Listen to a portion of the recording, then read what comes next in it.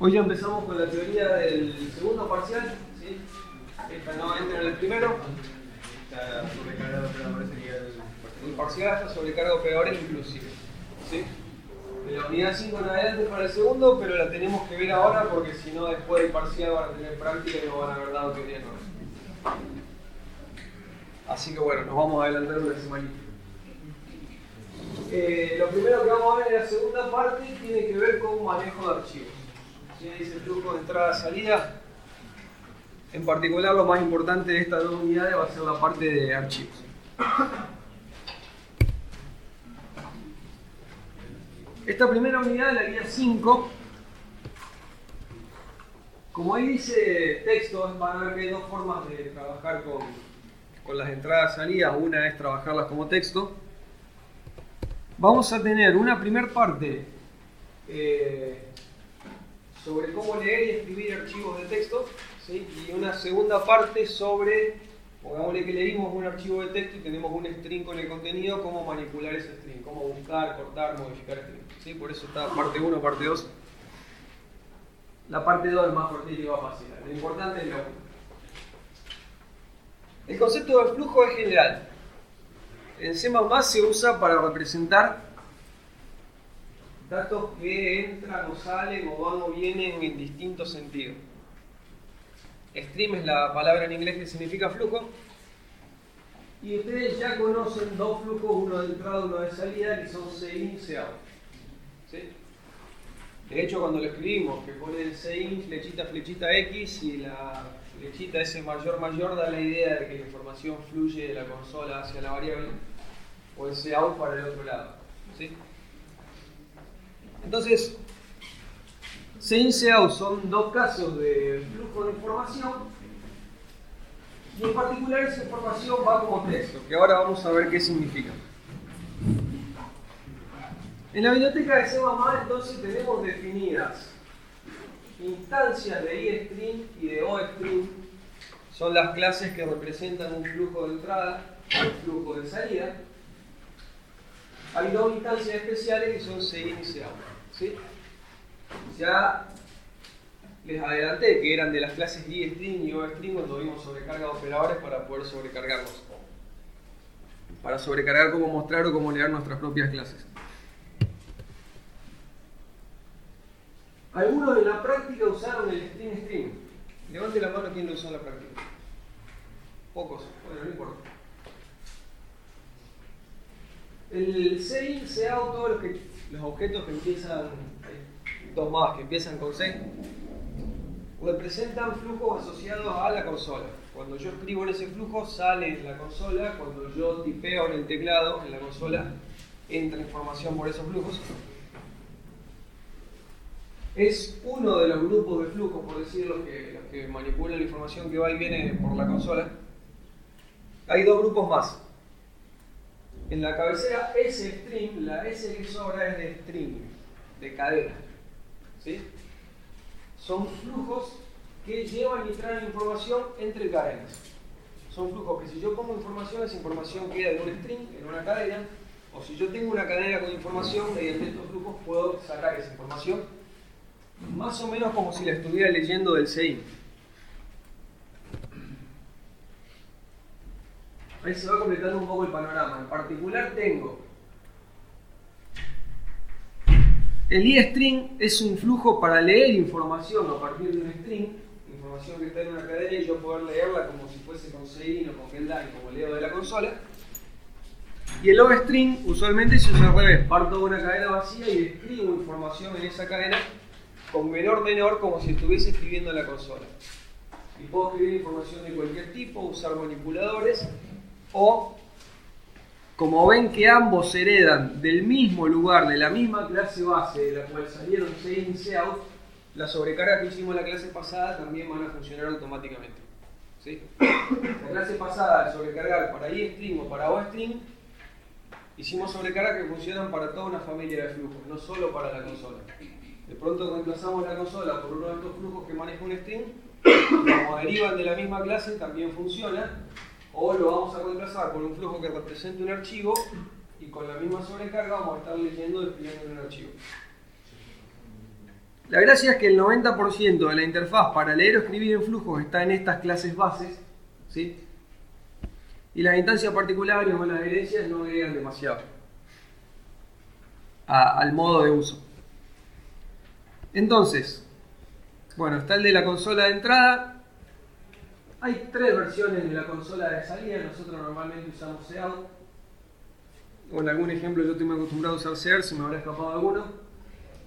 Estos son los dos que más se usan, que esto sería una salida estándar y esto sería para mensajes de error. Y si ustedes lo prueban, las dos cosas van a aparecer en la consola y van a parecer que son lo mismo, ¿sí? Pero eventualmente si un programa separa los dos tipos de salida, si bien en la ejecución normal todo va a la consola, si yo lo ejecuto con un poco más de cuidado, puedo desviar esos dos flujos para tener por separado la salida normal de los errores. Pero bueno, esto por ahora sepan que existe, no vamos a seguir trabajando con Sein Seout sin hacer demasiado lío. Los interesantes y en los que vamos a pasar el mayor tiempo de esta clase y la que sigue son los que están en FStream, ¿sí? La F es de file, archivo. Van a ser flujos que nos van a permitir o escribir datos en archivos o leer datos desde archivos. Y fíjense que heredan el ifstring, hereda de iString, entonces voy a poder leer datos de un archivo de la misma manera que leía con Sein. O el ofstring hereda de ostring y entonces voy a poder escribir datos en archivo casi de la misma manera que escribía con Seout. Y también tenemos el fstring que por herencia múltiple me permite hacer las dos cosas, eventualmente tanto leer como escribir. Entonces, bueno, ¿qué hay que sacar en claro de acá? Que en realidad cómo leer y cómo escribir ya saben, ¿sí? Porque depende de estas clases, que es de donde vienen Sein y Seout. Y les comento que todo lo que ustedes saben de Sein y Seout no les es propio, sino es heredado de ahí. Así que todo lo que ustedes saben también lo hereda el flujo para cadena o el flujo para archivos, ¿sí? Escribir con menor, leer con mayor, leer con getLine, con .get, el tema del ignore, los manipuladores de flujo, el enel, todo lo que ustedes estuvieron usando, como en realidad no es propio de Sein Seout, sino que es de las clases base, ¿sí? Cualquiera de los flujos de estos que acabo de mencionar se lo va a bancar. ¿Cuál es la diferencia? Bueno, eso de abajo no le hago mucha pelota, es por completitud del diagrama nada más. Entonces, tenemos 3 flujos que son los que representan al teclado de la pantalla, por decir a la terminal, a la consola, los que trabajan sobre cadenas y los que trabajan sobre archivos, ¿sí? En realidad el string también hay un i-string y un o-string, pero usualmente se usa esto. Bueno, nos vamos a concentrar entonces en los que trabajan en archivos, porque son los que nos van a permitir que nuestro programa haga persistencia de datos, es decir, cargue un montón de datos que la próxima vez que lo corra no me los vuelva a pedir, ¿sí? Que los guarde en el disco y la próxima vez que lo corra los cargue y ya los tenga listos, ¿sí? O que escriba información para que cargue otro programa, o al revés, que lea información que escribió otro programa, ¿sí? Bueno, ya saben que para las muchas cosas que se usan los archivos. Pero en particular, antes de empezar, esto es importante. Uno tiene una noción de qué es un archivo, pero vamos a definirlo un poquito mejor. Es un montón de información. La unidad de información de cualquier sistema de archivos suele ser el byte. ¿Saben lo que es un byte? 8 bits. ¿Saben lo que es un bit? No sé. Un bit inadaptado, que representamos un 0 y 1. Si tenemos un bit, entonces podemos guardar dos cosas, un 0 y un 1. Si tenemos 2 bits, podemos guardar 4. 0, 0, 0, 1, 1, 0, 1, 1. ¿Sí? En general, si tenemos n bits, podemos guardar 2 a la n. ¿Sí? Los bytes son conjuntos de 8 bits. 2 a la 8 es 256. Cada byte se puede ver como un numerito entre 0 y 255. ¿Sí? Una de posible 256 combinaciones. ¿Qué significa cada una de esas combinaciones o cada uno de esos bits? No está dicho en ningún lado. Puede significar lo que se le cante al programa que lo está escribiendo o leyendo. ¿Sí? Un archivo es simplemente un montón de bytes ordenados, ¿sí? Y puestos bajo un nombre. ¿Qué sé yo? No sé, hola.txt son un montón de bytes adentro de un archivo llamado hola extensión txt.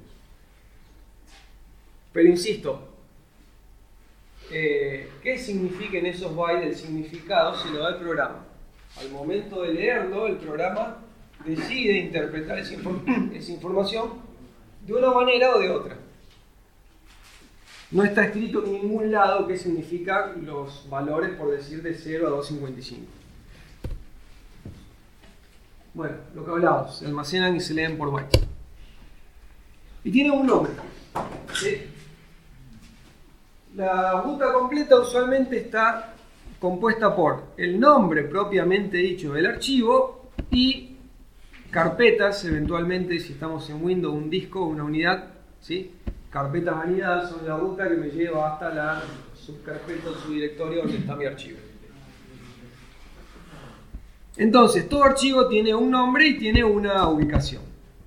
O una ubicación.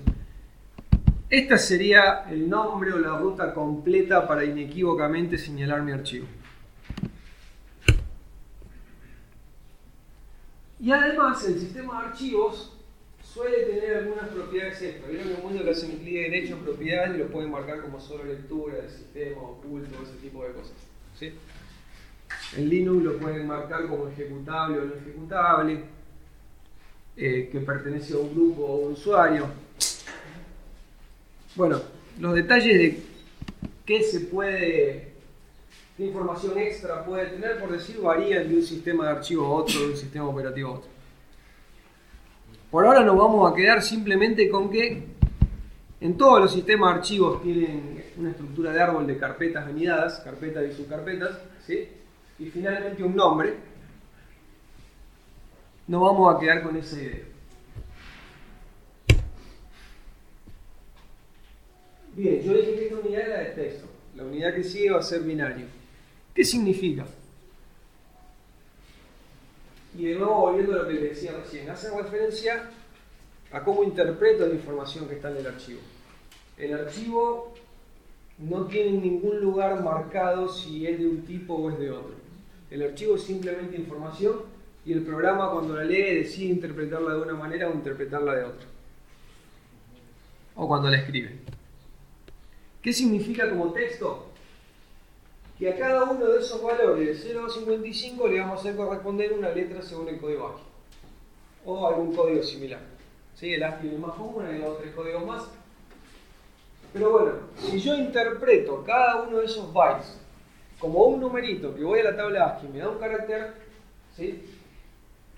Entonces estoy tratando el archivo como texto. ¿Sí? La concatenación, por decir, de los caracteres me va formando un texto. No es así como usualmente la computadora guarda la información en memoria. En memoria de la computadora, sobre todo la información numérica, tiene una representación muy diferente que es más eficiente para la máquina, pero que para nosotros sería, digamos, difícil de leer. En general, cuando un archivo es binario, quiere decir que la información no la guarda según el código ASCII, sino según cualquier otra regla que se le baje, que usualmente suele ser algo igual o muy parecido a como las cosas están en memoria. ¿Sí? Veamos. Bueno, ahí están las dos definiciones. Y el sistema de archivo, insisto, a priori, cuando tiene un archivo es un montón de información y no te sabe decir si es de un tipo o es de otro. Depende de vos cómo la vas a leer, qué te sale. Por ejemplo, los enteros 4 y 1172, ¿cómo se ven en texto? El 4 en texto ocupa un byte, que es el código ASCII del 4. ¿Sí? Y el 1172 en texto ocupa 4 bytes, que son el código ASCII del 1, el del 1, el del 7 y el del 2. Y si yo tengo eso en un archivo, le tengo que agregar un par de bytes más, que sea un espacio, un enter, una coma, algo que me permita separarlos. Porque si yo tengo todo pegado, no voy a saber si estoy leyendo el 411 y el 72, o el 4117 y el 2, etc. ¿Sí? Entonces, cuando guardamos en texto, la información que tengamos hay que convertirla a su representación textual, sería una serie de códigos ASCII, de caracteres, ¿sí? Y agregar algo más que nos permita saber dónde termina y dónde empieza uno u otro. ¿Se entiende eso? ¿Sí?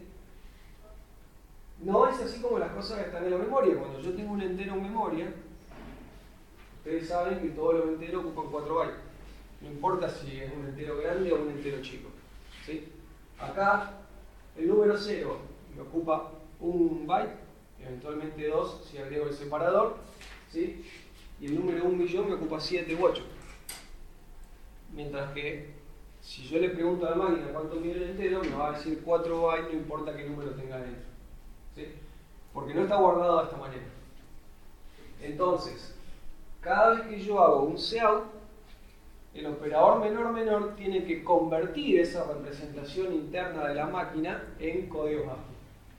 O cada vez que yo hago un CIN, por ejemplo, que yo cargo el 1172, ingreso esas 4 teclas por separado, lo tiene que convertir en la representación interna que le gusta del 1172. ¿Sí? Las variables, salvo los string, los demás tipos de datos, no están guardados según el código ASCII. Siempre que leo o escribo hay una conversión, que las clases iString y OString hacen automáticamente. ¿Sí? Cuando yo uso los operadores mayor y menor, automáticamente se están convirtiendo las cosas.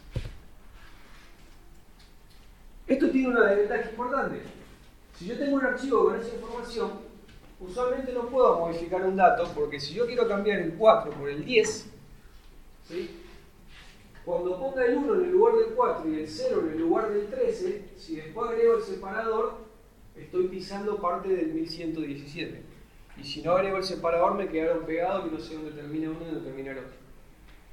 El hecho de que, pasados a texto, no todos midan igual, es un problema. ¿Sí? Y eso hace que si yo tengo un archivo con muchos números en modo texto, no puedo simplemente actualizar uno. Porque es como insertar o eliminar en un vector. ¿Sí? Puedo llegar a tener que desplazar un pedazo bastante grande del archivo. Si yo quiero poner el 10 en lugar del 4, del bajo a n en adelante lo tengo que desplazar toda una posición para hacer lugar. ¿Se ve? Eso va a ser un problema a la hora de usarlos. En un archivo binario, bueno, la máquina tiene su forma de representar las cosas. Los enteros guardan 4 numeritos y multiplicándolos por potencias de 256 obtengo el verdadero número que representan. Pero digamos que el 4 se escribe así, el 1172 se escribe así, y cualquier número que me entre en un entero va a ocupar 4 bytes, que tal vez no sea obvio ni fácil de leer cuáles son esos 4 bytes, pero va a ser siempre 4 bytes. ¿Sí? Ahí, ¿por qué no puse un barra n ni nada en el medio? Porque sé que cada uno ocupa 4, no tengo el problema de saber a dónde termina uno y empieza el otro. De la 0 a la 3 va el primero, y de la 4 a la 7 va el segundo, y de la 8 a la 11 el tercero, y así. ¿Se ve? Entonces, los archivos binarios tienen varias ventajas en cuanto a facilidad y eficiencia. Por un lado, no hay que convertir nada, las cosas se guardan en el archivo normalmente tal cual están en memoria, y entonces los 4 bytes del entero en memoria los pongo en el archivo, o los 4 bytes del archivo los cargo en memoria sin pensar demasiado, mientras que en el de texto no, hay que convertir desde o hacia código ASCII. No necesito agregar nada para separar, y si yo tengo en un archivo mucho de algo, puedo reemplazar uno sin tener que mover todo el archivo, ¿sí? O puedo ir derecho a leer el que yo quiera. Yo tengo un montón de números, de enteros, y quiero el décimo. Bueno, si cada uno mide 4 bytes, en el byte 40 está el décimo. Puedo ir derecho al byte 40 y leer el décimo sin mirar a los demás. En uno del texto no, porque en dónde caiga el décimo depende de si son muy grandes, muy chicos, muy largos, muy cortos los que van anteriores. Entonces no puedo saber de antemano dónde están. ¿Se ve esa idea? ¿Qué ventaja tienen los de texto? Que el código ASCII lo entiende todo el mundo. El código ASCII es lo que vemos con el bloc de notas, por ejemplo, ¿sí? Es un código recontra estándar que todo el mundo conoce, en cualquier sistema operativo lo van a poder abrir. Cuando vos guardás un archivo de texto, es muy fácil llevarlo a otro programa porque todos manejan el mismo código ASCII o alguno de los equivalentes. E incluso hasta es muy fácil ver la información aunque no tengas el programa, porque lo podés abrir con el bloc de notas y ver los datos que están ahí, ¿sí? Mientras que el binario no, si querés abrir un binario, no vas a ver nada. Por lo menos no con el bloc de notas, una herramienta del estilo. Entonces, los de texto de alguna manera son más fáciles de ver, llevar, traer y manipular, pero tienen esos problemas, digamos, de eficiencia o esas contras que acabo de comentar. En esta clase nos vamos a centrar en los de texto, que son los más fáciles. La clase que viene vamos a pasar a los binarios, ¿sí?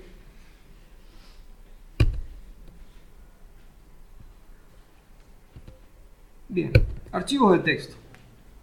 Se puede leer, modificar fácilmente, incluso no necesito el programa, les acabo de decir. Cualquier editor de texto, como el bloc de notas, me los permite ver. E incluso yo con el bloc de notas puedo modificar los datos. Entonces, por ejemplo, no sé, si un videojuego guarda los récords en el archivo de texto, yo voy con el bloc de notas y sin jugar nada me pongo todos los puntos que quiero, ¿sí? No sería ese caso tal vez lo recomendable.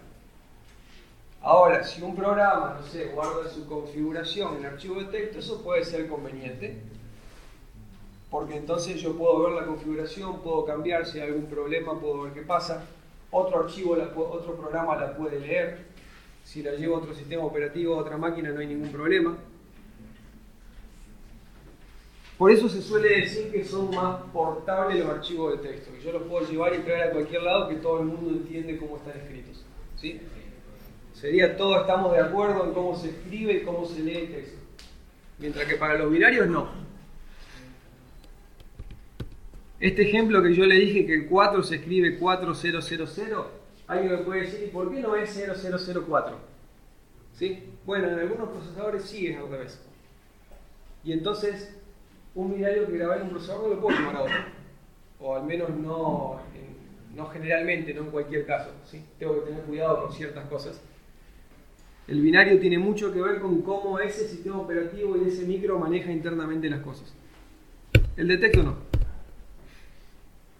La desventaja, bueno, esa del acceso secuencial, de no poder ir derecho al décimo elemento o no poder modificar solo el décimo elemento sin tener que desplazar todo el resto del archivo.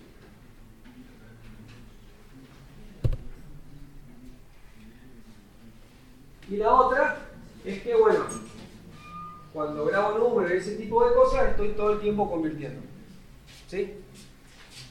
Lo de convertir se hace tan rápido que realmente no suele ser una desventaja, no se suele notar, ¿sí? Pero por ahí sí lo del acceso secuencial. Sí es un bajón si yo tengo 1.000.000 de datos y quiero modificar uno, tener que volver a escribir todo el millón, ¿sí? Porque si el que puse no tiene el mismo tamaño, hay que mover todo.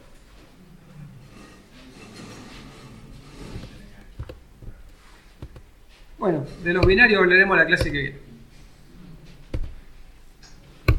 Ventajas y desventajas ya se las adelanté. Vamos a lo que nos interesa ahora, que es, bueno, cómo manipulamos esto en C++. ¿Se entendió entonces el concepto de archivo y más o menos cuál es la idea del archivo de texto? ¿Sí? Bien. Entonces, vamos a usar estas tres clases. La ifstring me permite leer desde archivos, la ofstring escribir en archivos y la fstring leer y escribir. En particular para texto la fstring no la vamos a usar. Nos vamos a quedar con la i y con la o. Que como heredan del mismo lugar de donde salieron CIN y COUT, va a funcionar como le dije antes, mayor, menor, menor, que line, nore, manipuladores de flujo, NL, todo lo que ya venían usando. Así que lo único extra que hay que hacer para poder escribir en un archivo es abrirlo. ¿Qué significa abrir un archivo en este contexto? Tengo una clase que cada objeto de esa clase representa un archivo. Un objeto de la clase ifstring representa un archivo desde el cual voy a leer información. qué archivo representa. ¿Sí? Yo pongo ifstring x. Ok, x, ¿a qué archivo representa en mi sistema de archivos? ¿Sí? La idea de abrir un archivo es decirle al objeto qué archivo debería representar, en qué carpeta y con qué nombre, ¿sí? Y que el objeto de paso se ponga de acuerdo con el sistema operativo a ver si de verdad lo puede leer, ¿sí? A ver si el archivo realmente existe, si tenemos permiso, todo lo que sea necesario. Entonces, en principio eso es lo único que hay que agregar y luego usamos lo que ya sabemos. Declaro una variable de este tipo, que es el tipo que me permite leer archivos de texto. Este es el nombre de la variable, ¿sí? El nombre de la variable no tiene nada que ver con el nombre en disco, con el nombre que yo veo cuando voy con el explorador, ¿sí? El nombre que yo veo cuando voy con el explorador, el verdadero nombre del archivo, es este que yo le paso al constructor, ¿sí? Yo al constructor de ifstring le digo, esta variable que acá se llama archi, quiero que represente a un archivo que en el disco se llama notas.txt. Y a partir de ahí, cada vez que yo lea usando archi, voy a estar leyendo del archivo notas.txt. ¿Cómo sabes dónde buscar el notas.txt? Buena pregunta. Creo que está en el comentario más abajo.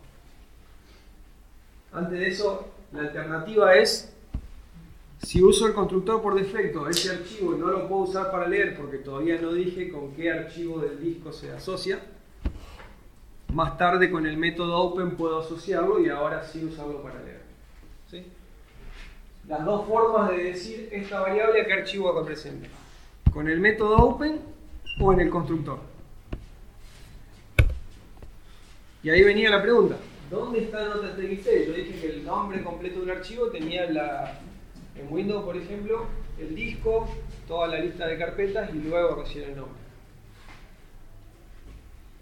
Bien, cada programa tiene lo que se llama un directorio de trabajo, que es el directorio donde está parado. Si yo usualmente un programa o un Excel le hago doble clic, el directorio de trabajo es la carpeta donde estaba el Excel. Y cuando un programa no pone nombres completos de archivos, no pone rutas absolutas, C2, punto, barra, toda la cosa, esto se llama rutas relativas. ¿Relativas a qué? A su directorio de trabajo. El 99% de los casos es la carpeta del Excel. Si un programa abre notas así, lo va a estar buscando en la misma carpeta donde está el ejecutable. En la carpeta del proyecto sigue la raíz. ¿Dónde está el...? No, normalmente no trabajamos con proyectos. Claro, donde está el script del... O sea, está en el mismo lugar donde está el script del... ¿El fuente? No. El archivo. A ver. Cuando no pone ruta. Cuando vos le das doble clic a un Excel, Windows te lo abre en la carpeta del Excel. Y todo lo que busques sin ruta es en la carpeta del Excel. Claro. ¿Sí? ¿Qué forma hay de cambiar eso? Vamos por parte. ¿Qué forma hay de cambiar eso? Si creo un acceso directo, van a ver que uno de los campos del acceso directo es directorio de trabajo y le puedo decir que haga de cuenta que está en otro lado. Eso es lo habitual cuando yo tengo un Excel. Cuando yo estoy en un entorno de programación, ¿sí? Bueno, depende del entorno de programación. Y si estamos en un proyecto, depende de la configuración del proyecto. El líder me va a dejar hacer cualquier cosa. Nosotros que habitualmente usamos Sinjay, lo que va a pasar es que si vos guardás el CPP en una carpeta, vas a ver que cada vez que corres aparece el Excel al lado, ¿sí? Sinjay genera el Excel en la misma carpeta donde vos guardaste el código fuente. Y entonces en esa misma carpeta va a buscar los archivos. Entonces en el caso de Sinjay, ¿qué hacen? Guarden el CPP en alguna carpeta y automáticamente ese va a ser el directorio de trabajo. Si va a la ejecución de opciones se puede cambiar, pero normalmente va a ser donde sea que pusieron el fuente, ¿sí? No por el hecho de que esté el fuente, sino por el hecho de que ahí va a generar el ejecutable y ahí lo va a probar. ¿Sí? El ejecutable es importante. Entonces, bueno, para probar estas cosas, se crean una carpeta, guardan el CPP ahí, no trabajen con CPP sin nombre, como por ahí hacíamos hasta ahora, porque no van a saber en qué carpeta. Guárdenlo donde sea y a partir de ese momento en esa carpeta está trabajando.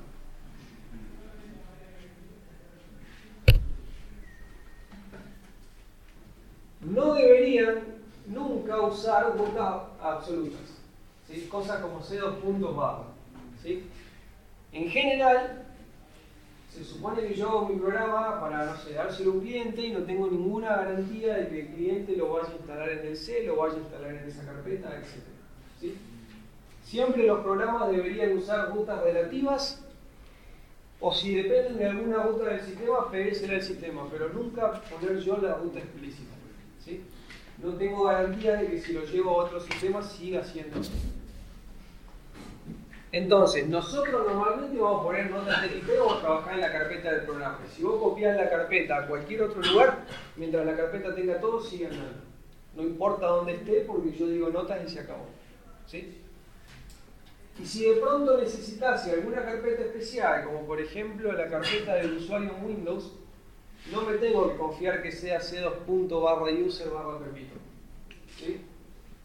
Porque a lo mejor Pepito puso su home en el D, o a lo mejor mañana sale un Windows y me cambia la carpeta, ¿sí? Hasta Windows 7 creo era Document and Setting y después pasó a ser User.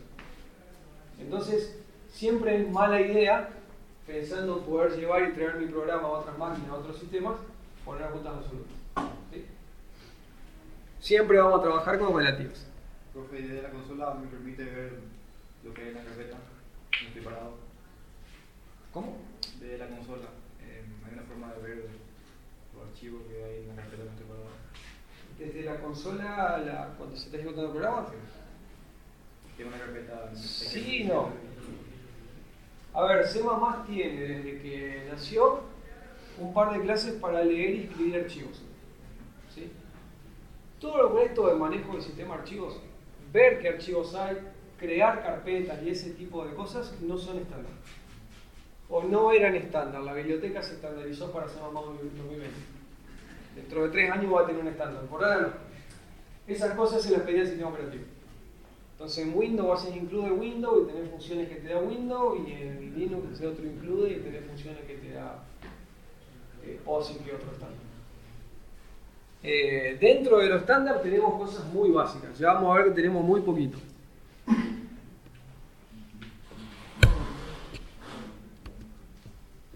Bien. Entonces, las dos formas de decir esa variable a qué archivo está asociado. Y esa asociación, digamos, puede fallar. Antes que eso. Cualquier cosa que yo diga del constructor o que diga del método Open es lo mismo, ¿sí? Todos los prototipos de todas las sobrecargas de Open y de constructor son iguales. Cualquier cosa que yo diga que al constructor le puedo agregar un argumento, a Open también, o a Open le agrego un argumento, al constructor también. Son intercambiables. Opcionalmente, yo le puedo pasar un segundo argumento, que por ahora va a ser una de esas dos cosas, para darle más información de qué quiero que pase con mi archivo. Esto tiene sentido si es un archivo que lo voy a abrir para escribir, ¿sí? Si yo lo voy a abrir para escribir, me puedo preguntar qué pasa si ya hay información.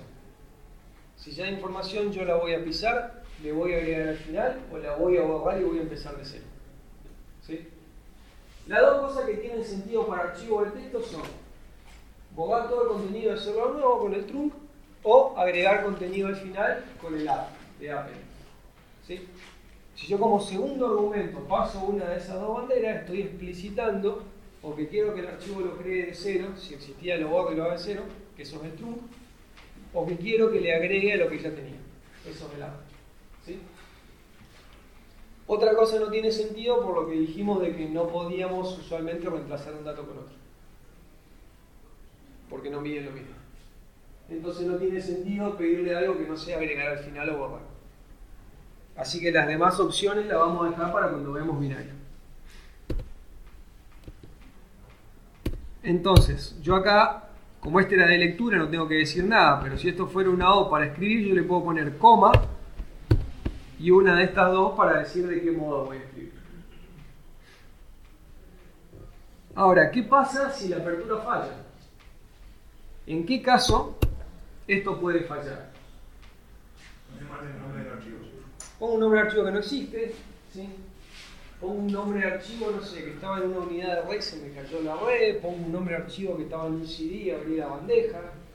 Se rompió el. Pongo un nombre de archivo que estaba en un disquete y me falla porque estoy en 1990, qué sé yo, cualquier cosa. Antes era más común que falle que ahora casi no se caen las redes y casi no fallan los medios, pero bueno. Ahora lo más habitual es poner un nombre de archivo que esté mal. ¿Sí? O que no estoy en la carpeta adecuada, o que no puse bien el nombre y no lo puedo abrir. ¿Cómo me doy cuenta que no lo pude abrir? Bueno, la clase fstrip tiene un método isOpen con el que le pregunto si efectivamente está abierto. ¿Sí? En la primera línea, a través del constructor, le pedí que lo abra, que abra notas txt para asociar a esa variable archi. En la siguiente línea le pregunto si efectivamente lo pudo abrir. Si eso me da true, todo bien, puedo leer. Si me da false, pasó algo raro. ¿Sí? Por X motivo, pongamos que el archivo no existía, o que era de otro usuario y yo no tengo permiso, o lo que sea, no lo pude abrir. ¿Se ve? Bueno, ya lo respondimos por qué podría fallar. Y de la misma forma que lo abro, cuando termino de usarlo, lo debería cerrar. Porque, dependiendo de para qué lo abre el sistema de archivos, abrirlo puede implicar que nadie más lo puede usar. Por ejemplo, vieron que en Windows, si el programa está corriendo y quiere recompilar, falla. ¿Sí? Y hay que cerrarlo para poder compilar. ¿Qué sucede? Cuando el programa está corriendo, Windows no deja modificar el ejecutable porque lo está usando. Si el compilador quiere escribirlo de nuevo, no puede y me sale el error.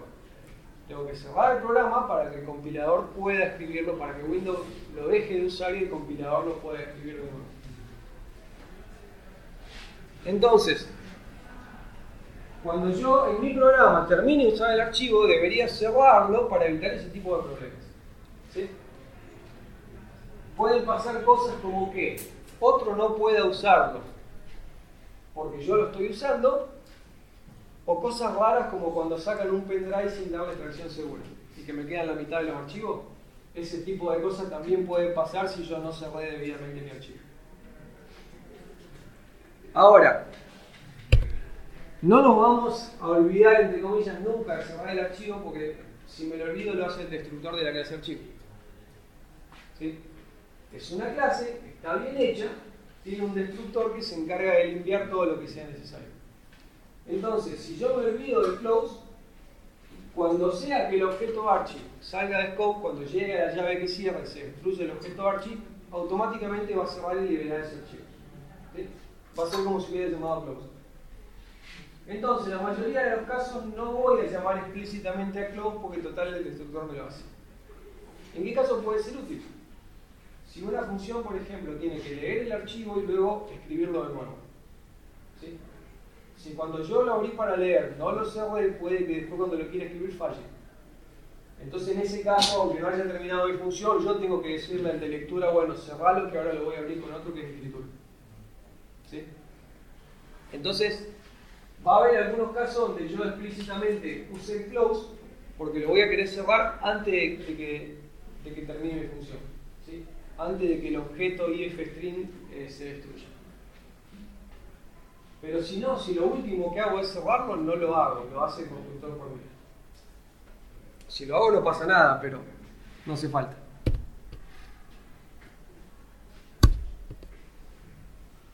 Bien. Y eso es todo lo que hay que saber del archivo de texto. Todo lo que hay que saber es abrirlo y que no lo podemos modificar. Que no podemos ir y cambiar el dato que está en la quinta posición. ¿Sí? Entonces, cuando un enunciado me diga que modifique un archivo de texto, en realidad lo tengo que tirar y hacer de nuevo. ¿Sí? Modificar, normalmente no puedo porque no tengo garantía de que lo que voy a escribir mide lo mismo que lo que estaba. ¿Sí? ¿Y cómo tengo esta manera con punto de?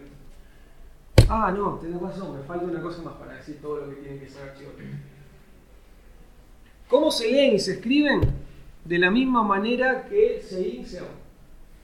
Puedo escribir con menor, puedo usar manipuladores de flujo, puedo leer con mayor, puedo leer con getLine. Los problemas que tenía con el ignore los voy a seguir teniendo. ¿Sí? Exactamente igual, donde yo antes ponía cout, saco cout, pongo un OFString y en vez de mandar información a la consola, le estoy mandando el archivo. O donde yo antes ponía sein, saco sein y pongo un ifstring, y en vez de tomar datos de teclado, los estoy leyendo en un archivo. ¿Sí? Profe, ¿cuál era el problema que tenía Ignore con combinar el...? Había quilombo cuando combinabas getLine y mayor. ¿Sí? En particular cuando después de un mayor viene un getLine. Si es todo getLine está bien, si es todo mayor está bien, si es en ese orden está bien. Si después de un mayor viene un getLine, ahí había que poner un ignore. Bien, entonces para leer y escribir reducen todo lo que ya saben. Simplemente reemplazan cout por el archivo o sein por el archivo y automáticamente están escribiendo o leyendo un archivo de texto. ¿Sí? De texto, es importante, está implícito todo esto que es siempre el texto. Cuando vamos binario nada que ver. Pero para texto es así de fácil. ¿Qué me falta saber? ¿Qué otra cosa sucede en un archivo que no sucede en la consola? Bueno, lo que me dijo él, ¿cómo sé cuántos datos tengo? Un archivo se acaba. ¿Sí? La consola no. Yo en la consola puedo hacer seguir todo lo que quiera que se va a quedar esperando que tipees más datos. Un archivo no. Yo leo y cuando llego al final del archivo no puedo seguir leyendo. ¿Sí? Tengo que tener una forma de darme cuenta que un archivo se acaba. La forma queda para después el ejemplo. Vamos a hacer primero el ejemplo sencillo. Un programa que guarde 10 enteros, por decir cualquier cosa, y otro que lo lea. ¿Sí? Uno que guarde y uno que lea. Vamos a ver un ejemplo como para que no quede todo en el aire. ¿Cómo hago un programa que me muestre en pantalla 10 enteros aleatorios? Hago un for de 1 a 10 y escribo, qué sé yo, rand módulo 100. No hay mucha historia. ¿Sí? ¿Qué tengo que tener cuidado? De poner un enter o un espacio, porque si yo hago esto, no sé si el primero es 8 y el segundo es 3, o el primero es 8 y el segundo es 38, o 83, 86, o cómo es. ¿Sí? Entonces, igual que en la consola, o un enter o un espacio tengo que poner, ¿sí? Para que las cosas se diferencien. Si yo esta información la quiero escribir en un archivo, simplemente reemplazo el cout por un archivo. ¿Sí? Ese archivo va a ser un ofstring, la O de salida, ¿sí? Archi, y acá yo pongo cómo quiero que se llame ese archivo en mi carpeta de trabajo. Vamos a ponerle, no sé, números.txt. Si ya existe. Si no digo nada es como si esto fuera trunc. Que si no existe lo crea, si existe lo borra y lo vuelve a crear. Acá siempre lo estoy creando de cero. Bueno, hay que hacer un include. Y listo. Ya escribí en mi archivo. ¿Sí? Creo una variable que representa mi archivo y la uso en lugar de cout. Es todo lo que hay que saber. De esa manera tan simple escribo en un archivo. Eventualmente yo podría haber preguntado si estaba abierto y que si no está abierto, no sé, no pude abrir el archivo. Algún mensaje, algo. Y cortamos acá porque si no lo abrí no voy a poder hacer nada. Acá el mensaje no me sale. ¿Sí? Si yo fuese a escribir a una carpeta donde no tengo permiso, por ejemplo, me va a decir que no puede. ¿Sí? Linux no me va a dejar escribir en el raíz, me va a dejar escribir en mi usuario. Bien, ¿en qué carpeta estoy? No tengo ni idea. Vamos a guardar esto en alguna carpeta. Vamos a crear acá una carpeta ejemplo PO. La guardamos acá. Y entonces, si yo miro qué hay en esa carpeta, como la acabo de crear, voy a ver que tengo nada más que el CPP. Por alguna extraña razón se ve muy grande. Cuando yo compilo mi programa, aparece el exe. Bueno, en Linux se llama bin, pero ahí está el ejecutable. Cuando yo ejecuto mi programa me acaba de crear este archivito. ¿Sí? El archivo de texto. Que yo lo puedo ver, creí que lo iba a ver, lo puedo ver con cualquier editor de texto. ¿Sí? No es joda, en Linux hay algunos navegadores que te ponen los datos en el icono. Bueno, ahí están los datos. Sí, esto imaginen que es un blog de notas.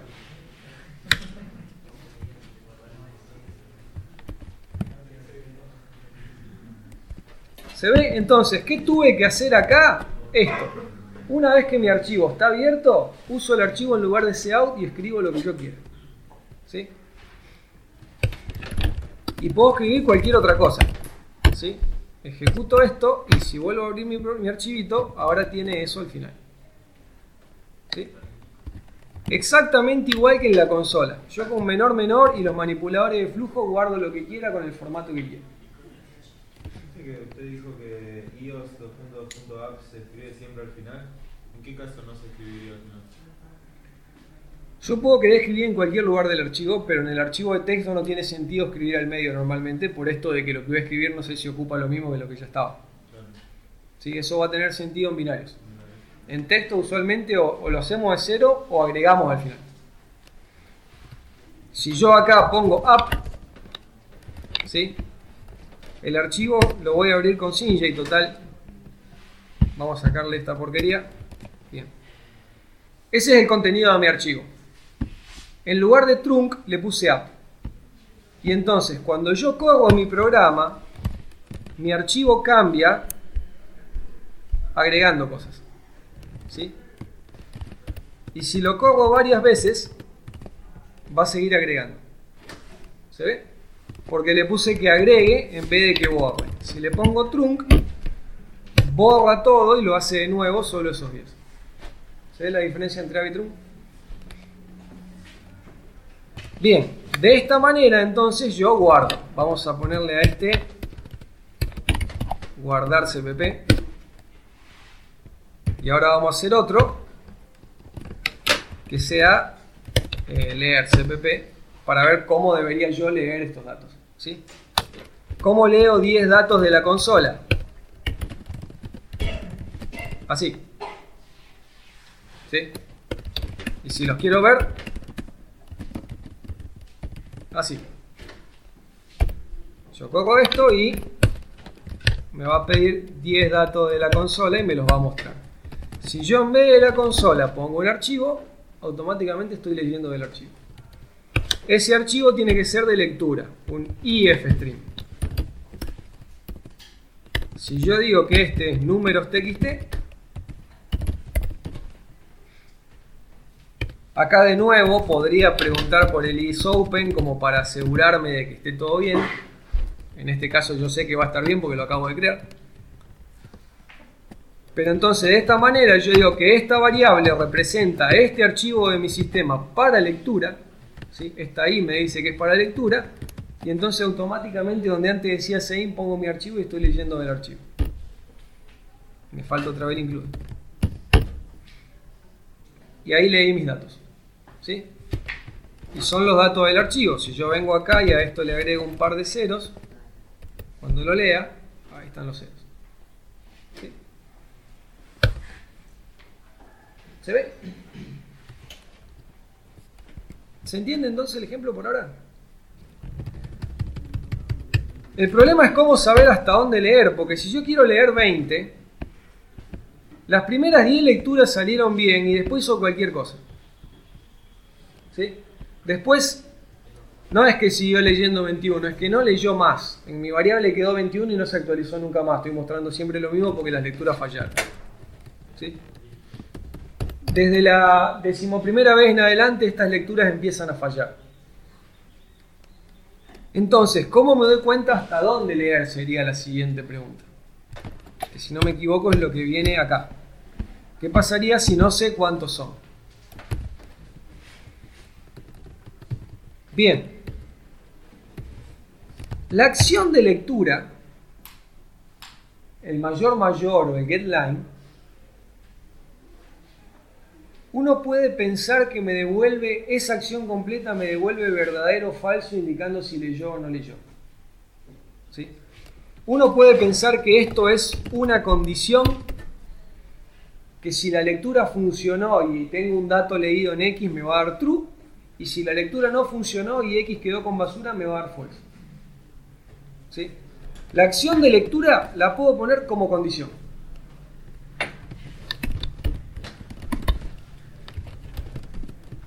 Fíjense, vamos a decir que si me da true, digo que leyó,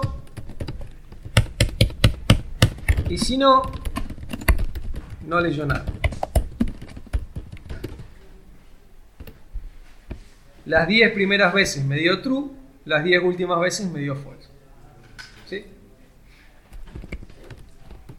La acción de lectura que yo antes ponía así suelta en el aire, ahora me sirve de condición. Es más, cuando estaba el Zenin también servía de condición, pero no tenía gracia. Ahora tiene más gracia. Entonces, yo voy a usar eso para identificar cuándo la lectura falla, y la lectura va a fallar por dos motivos. O que se me acabó el archivo, o que lo que hay no es lo que yo quería. Porque yo estoy leyendo un número y viene un hola, también va a fallar. ¿Sí? Son las dos formas que tiene de fallar mi lectura usualmente.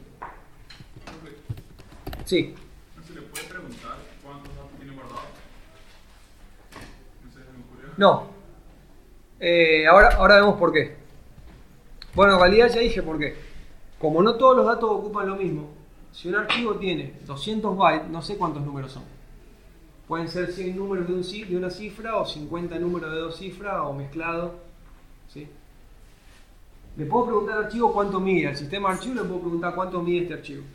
Pero eso no me dice nada en un archivo de texto. Por eso en un archivo de texto no tengo forma fácil de averiguar cuántos hay. ¿Qué hago? Leo hasta que falle. Y cuando falle, suele ser un indicativo de que se me acabó el archivo. Entonces, ¿cómo?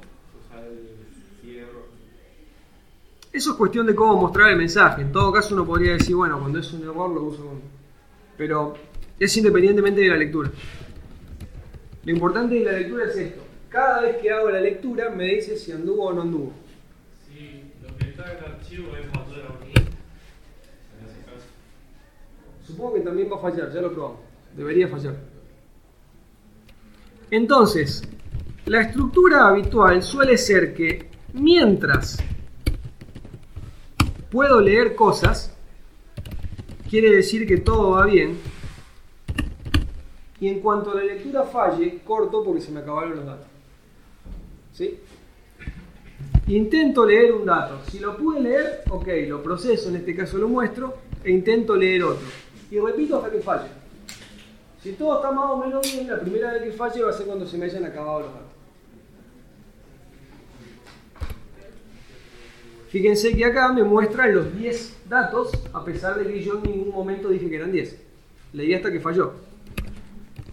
Si yo acá en mi archivo hubiese tenido solo 3 datos, veía 3. ¿Sí? Lee hasta que se acabe el archivo o falle. ¿Cómo puede fallar? Bueno, yo le pedí que lea un número y lo que viene no es un número, eso también es un fallo. ¿Sí? O allá me decían qué pasa si el número no entra en un entero. Supongo que también va a fallar. Sí. Acá no puedo leer ni uno porque es más grande de lo que puede meter en un entero. ¿Sí? Si pasa algo raro con la lectura, es igual corta. Pero bueno, usualmente vamos a estar leyendo archivos que sabemos qué es lo que tiene adentro, y entonces, bueno, podemos confiar en que el fallo va a ser porque se me acabaron los datos y no por otra cosa. ¿Sí? Es más, usualmente vamos a estar leyendo archivos que nosotros mismos creamos, por eso sabemos cómo son. ¿Se entiende la idea? Ahora sí está todo lo que hay que saber de archivo texto. Tiene un montón de consecuencias esto, como la clase pasada con operadores. Pero en teoría todo lo que hay que saber es abrirlos y este truquito para saber hasta dónde leer si no sé de antemano cuántos datos hay. ¿Me iban a preguntar? No. Sí, profe, ¿cuál es la lógica entonces en ese igual? ¿Cómo lo incrementa, digamos? ¿Cómo lo recoge el archivo? Claro, porque vos le pusiste que iba a leer un entero, pero también nos dijiste que no sabía el tamaño de cada cosa que había ingresado dentro del texto. Bien, ¿cómo? Son preguntas distintas, pero las dos son buenas.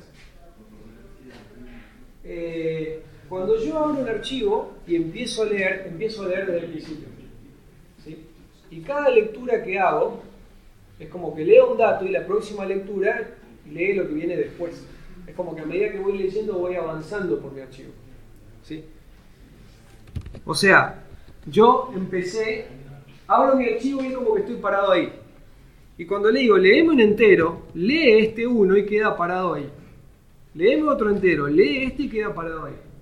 Léeme otro entero, lee este y queda parado ahí. Léeme otro entero, ahí falla porque no hay más nada. ¿Sí? Es como que yo empiezo al principio y con cada lectura voy avanzando. ¿Cómo sabe hasta dónde leer si no tienen el mismo tamaño? Por el enter o el espacio que yo puse para separar. Es el mismo criterio cuando cargas con el sein. ¿Sí? ¿Cómo sabe el sein dónde termina y dónde empieza una variable? Corta con los enters o los espacios en blanco. Puede ser un espacio, puede ser un tab. ¿Sí? Pero exactamente igual que el sein. Bueno, pero corta y sigue, va abajo y lee ASD.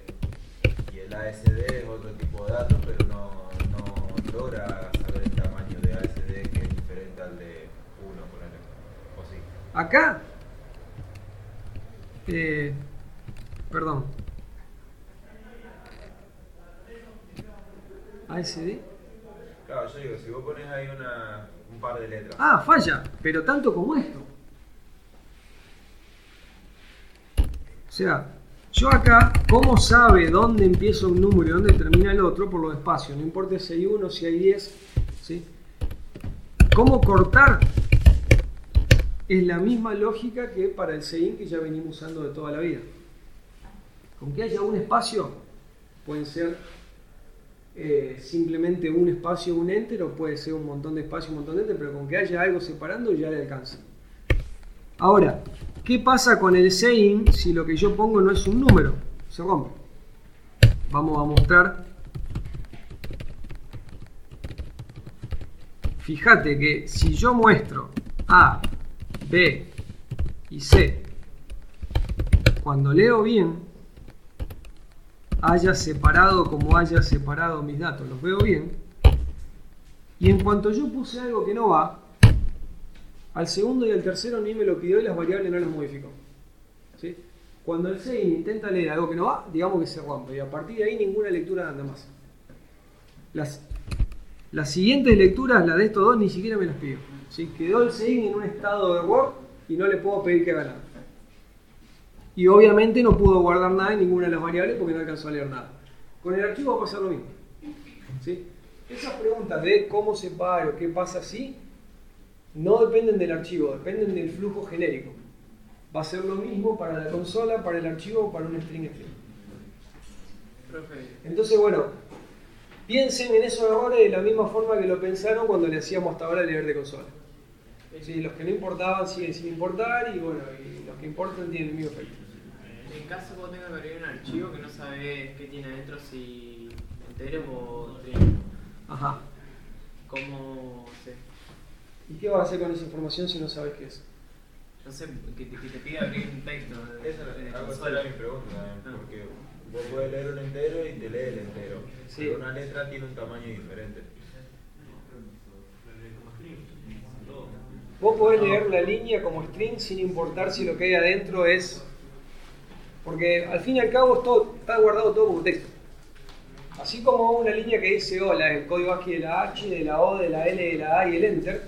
Una línea que dice 123 del código ASCII del 1, del 2, del 3 y el Enter. Son códigos ASCII. Entonces, si vos lees como string vas a leer cualquier cosa. ¿Sí? Lo lees con getLine como si fuera una cadena, te va a leer la línea, no importa que tenga. Ahora, cabe preguntarse, bueno, ¿en qué contexto yo voy a leer algo que no me importa lo que hay? ¿Para qué lo leí si no sé qué es lo que tiene? Normalmente uno sabe qué es lo que tiene y sabe cómo lo tiene que leer porque lo va a procesar. Pero en principio, genéricamente, vos, si es un archivo de texto, puedes leer como strings y eso no te va a fallar nunca. Si vos quisieras validar que el archivo tiene números, podrías leer como string, analizar el string y si está bien convertido. Ahora vamos a ver operaciones de string.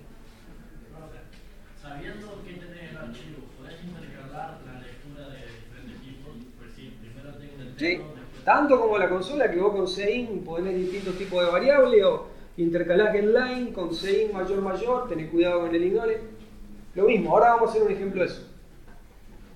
Pero De la misma manera que vos leías, no sé, un alumno y leías nombre, promedio, nota, distintos tipos de datos con CEIN, lo podés hacer con el archivo. Bueno, les queda ahí un ejemplito de cómo leer sin saber la cantidad. La clave es la acción de lectura, véanla como un verdadero o falso. Y si hubiera varias lecturas, las pueden concatenar con el i, como si fuesen varias condiciones. ¿Sí? Ya lo vamos a hacer. Válido tanto para mayor como para getLine si están leyendo todo un string. Y bueno, de alguna manera equivale a preguntar si pude leer correctamente. Vamos a un ejemplo un poco más complicado donde empezamos a cambiar estas cosas. Supongamos que en un archivo tengo nombres y notas. ¿Sí? Vamos a poner esto en el archivo. Bien. Ese es mi archivo. ¿Sí? Y me piden que reemplace la nota por el promedio. Primero, dije que no puedo modificar el archivo porque el promedio no va a ocupar lo mismo que las tres notas. No puedo ir a esa línea y cambiarle la línea. En realidad tengo que cambiar todo, tengo que rehacer todo mi archivo. ¿Sí? Por ejemplo, si Carmen tiene un promedio de 9.66, yo acá estaría poniendo 9.66 y me quedaría, ¿sí?, el espacio 10 que me sobra. Tengo que mover todo lo que hay después de... Véanlo. Imagínense que el más es el enter. Mi archivo en realidad tiene esto. ¿Sí? Imagínense que el más representa un enter. Yo no puedo venir acá y poner 9.66. Tengo que mover casi todo el archivo, o sea, todo lo que hay después, para que me quede bien ordenado. O al revés, si hubiese puesto demasiados decimales, podría estar pisando el dato que sigue. Entonces tendría que insertar, lo cual implica desplazar para adelante todo lo que viene después. Entonces, como eso es un lío, no se hace. Lo que se hace es cargo todos los datos en memoria, borro el archivo y luego no. ¿Sí? Lo más fácil es hacerlo de cero. Vamos a leer todos esos datos y una vez que lo tengamos todo cargado en memoria, lo abrimos con trunc al archivo para que empiece de nuevo y escribimos todo de nuevo. No importa si modificamos un solo dato. ¿Sí? La mecánica suele ser esa. Leer todo y escribir todo. Entonces, yo tendría primero que leer todos esos datos. Por cada alumno yo tengo un nombre y 3 notas. ¿Sí? Entonces vamos a hacer un struct alumno que tenga un nombre y 3 notas. Y vamos a leer eso. ¿Cómo leo? Vamos a leer muchos de esos, así que los voy a poner en un vector. Aquí voy a poner los datos que voy a leer, ¿sí? Los nombres y la nota de todos los alumnos. ¿Cómo haría uno la lectura de un alumno? Si yo tengo que leer un alumno, bueno, declaro un alumno A. Si yo lo leyera de la consola, el nombre, como puede tener espacio, lo tengo que leer con getLine.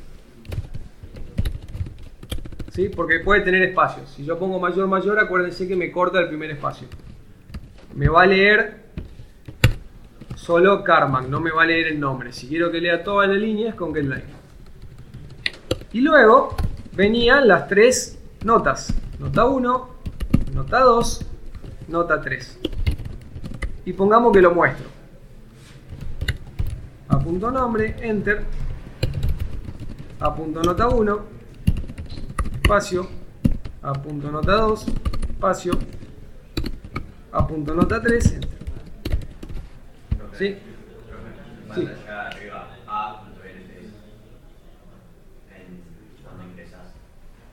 ¿Acá? Ah, bien. Bueno, estamos de acuerdo en que así sería la lectura en la consola. Se supone que eso ya lo sabemos hacer. Simplemente reemplazo a CEIN por Archie y estoy leyendo del archivo. ¿Sí? De la misma manera que antes leía nombre y nota de consola, ahora leo nombre y nota de archivo. Y voy a tener el mismo problema. Yo ejecuto esto, tengo que hacer el include de vector. ¿No le puse nombre? No. Ahí está. ¿Sí? De la misma manera que leía de consola, cambio Sein por mi archivo y leo de archivo. Ahora, lo leo y me lo guardo en el vector. Entonces voy a repetir esto para todos los datos que yo tenga en mi archivo. ¿Sí? ¿Qué les dije que hagamos? Que la lectura es todo esto, la usemos de condición. Mientras la lectura del nombre haya funcionado y la lectura de las notas también hayan funcionado, vamos a escribirlo en 2 líneas solo para que me entre en pantalla, pero podría ser una sola, ¿sí? Mientras todo funcione, muestro y guardo en mi vector. ¿Se ve? Este podría ser el código para cargar todos los datos de ese archivo en un vector de alumno. Uso toda la lectura entera como condición. Si cualquier parte de la lectura falla, corto y cargué hasta ahí. Esto no va a andar. ¿Eso va a estar leyendo siempre el mismo o no? No. Me leyó uno solo. ¿Por qué? Porque el alumno A lo creaste antes del white. No importa. Lo estoy leyendo en el mismo alumno, pero le estoy cambiando el nombre en cada iteración. ¿Qué sucede? Dije que iba a tener los mismos problemas que tenía en la consola. Y como acá estoy mezclando los dos tipos de lectura, tengo que meter un ignore. ¿Sí? Por la misma razón por la que lo tenía que poner si leía con Sein. ¿Sí? Porque estoy mezclando los dos tipos de lectura. Y entonces de esta manera hubo 3 lecturas que funcionaron, la cuarta falló, salió del while y listo. Dijo ahí terminé de leer. ¿Se ve? Si ahora lo que quiero hacer es modificar eso para que en lugar de las 3 notas diga el promedio, si hago la variable que usé para lectura y me hago una nueva que ya no va a ser de tipo ifstring, sino que ahora va a ser de tipo ofstring, porque va a ser para escribir. ¿Sí? Bueno, no puede tener el mismo nombre porque Archie ya lo usé acá arriba.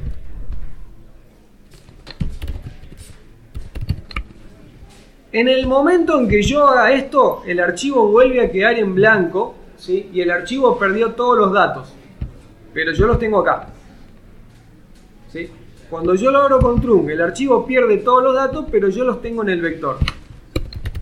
Y entonces ahora recorro mi vector escribiendo el nombre de cada uno, enter, y escribiendo el promedio de cada uno, enter. ¿Sí? Y el promedio es, bueno, la suma de las 3 notas. ¿Cómo? Es como entero, pero recordate que si pones entero te sale un warning. Y entonces usamos size para evitar ese warning. ¿Sí? Entonces, borro el archivo. El archivo en este punto va a estar totalmente en blanco y empiezo a escribir. Escribo un nombre, enter, un promedio, enter, otro nombre, enter, otro promedio, enter. Y acá lo mismo que lo cierro no, porque si yo no lo cierro inmediatamente el destructor lo va a cerrar. ¿Sí? Acá sí era importante que lo cierre porque estoy a punto de querer volver a abrirlo. Entonces bueno, terminé con la lectura, vamos a abrirlo de nuevo pero de otro modo. Lo estoy mostrando en consola, el archivo no va a cambiar para nada. ¿No le faltan las asignaciones de flow? Ahí. ¿No le falta qué? En el flow. Sí. Entonces, yo tengo este contenido con las 3 notas separadas. Cuando corro mi programa, voy a mi archivo, me dice que cambió y ahí está mi nuevo contenido. ¿Sí? La mecánica para modificar es cargar todo un vector, borrar el archivo y escribirlo todo de vuelta. ¿Sí? En ese escribir todo de vuelta, cambio lo que haya que cambiar. Entonces, usualmente, carguen todo un vector, hagan todos los cambios que haya que hacer en el vector. Si hay que agregar, buscar, eliminar, eso lo hacen en el vector y después con un for graban todo de una y se acabó. ¿Se ve esa idea? Bien. Queda entonces ese ejemplo un poco más completo. Y los ejercicios de archivo de texto, a menos que haya manipulación de cadenas, no son más complicados que esto. Casi siempre guardar y leer, bueno, leer y guardar, tienen más o menos la misma forma y cualquier cosa que haya que hacer sobre los datos se hace sobre el vector. Y entonces la parte de archivo es bastante fija, ¿sí? Yo tengo que buscar un alumno, cambiar una nota, lo que sea, usualmente eso lo hago en el vector. Entre medio de leer y guardar hago los cambios en el vector, pero la parte de archivo sigue siendo la misma casi siempre. Bien, entonces, ¿cómo operan los datos en un archivo? Opción 1, y para binarios, perdón, para archivo de texto va a ser obligatoria, es cargar todo en memoria, ¿sí? Hacer lo que haya que hacer en el vector y borrar y guardar todo. Lo de ir directamente sobre el archivo lo voy a poder hacer en binario, en texto no. Ya vimos que no puedo cambiar las notas por el promedio porque no miden lo mismo. Acá les queda el código en la presentación. ¿Qué diferencia tiene esto con lo que acabo de escribir? Que usé, bueno, en este ejemplo usé por ejemplo manipuladores de flujo como para mostrar que también andan y escribir el archivo de texto con la cantidad de decimales que yo quiero. ¿Sí? Todo lo mismo que la consola, por lo demás. El fin close, ese es el archivo, ¿no? Sí, fin le llamé el archivo de entrada y fout el que uso para escribir. Archi y archi2 es mi otro ejemplo. Bueno, entonces les queda el código del ejemplo. Y realmente el archivo de texto no hay más que eso, ¿sí? Pero yo puedo, tipo, si tengo dos variables que son archivos, ¿puedo hacer, por ejemplo, A y B, puedo hacer A igual a B y asignarlo así? Eso No, los archivos no son copiables. Porque en realidad lo que vos tenés no es un archivo, sino un objeto que representa el archivo y no deberías tener dos objetos abriendo el mismo archivo a la vez. Copiar sería como querer que los dos estén trabajando sobre el mismo archivo. Si quiero copiarlo en otro, tengo que leerlo y después pasarlo. Sí, lo tenés que hacer vos. Sí. Profe, ¿y en el caso de archivo funcionaría el end of file? ¿Qué es el end of file? Por ejemplo, por consola vos podés leer hasta que yo te declaro el final de lectura. Pero es en consola, no en archivo. Control C, aparece. Depende del sistema, control algo le manda una señal de fin de lectura que es la misma que el archivo recibe cuando llega al final del archivo. O sea, por eso se llama, vos dijiste end of file. Es al revés, no es de la consola, es del archivo y la consola te lo está imitando.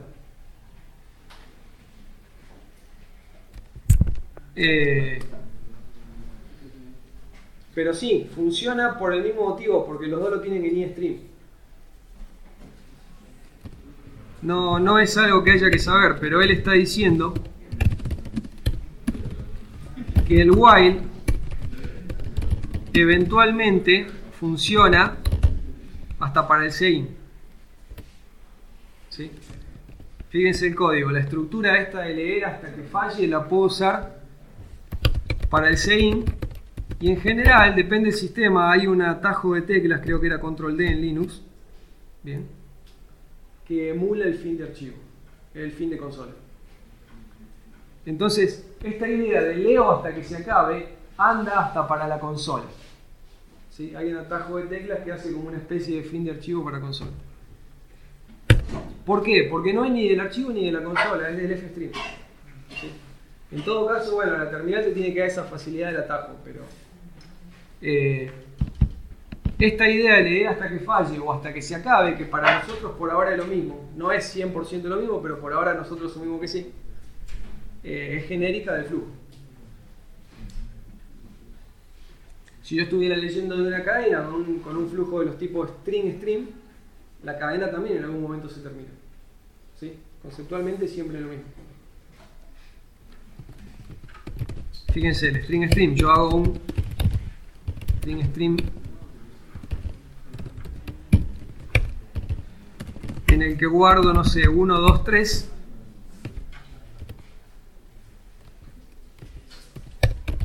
Pongo la X y luego lo leo. ¿Sí? Esta lectura está leyendo a partir de estos datos. ¿Sí? El string hace lectura y escritura usando internamente una cadena. Todo lo que yo le tiro lo escribe en una cadena y todo lo que pido que lea lo lee de esa cadena. ¿Sí? Pero anda todo igual. Corta de la misma manera, leo con los mismos operadores, tiene los mismos problemas porque todos heredan del mismo lugar.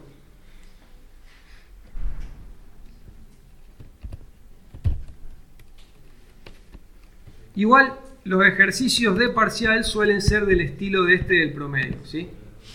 No le vamos a pedir cosas raras y casi nunca tienen ni que usar el string. ¿Sí?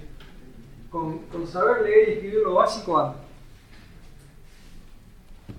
Aparte que no hay demasiado más para decir. ¿Qué complicación puede haber en un archivo de texto? Que haya que manipular el texto.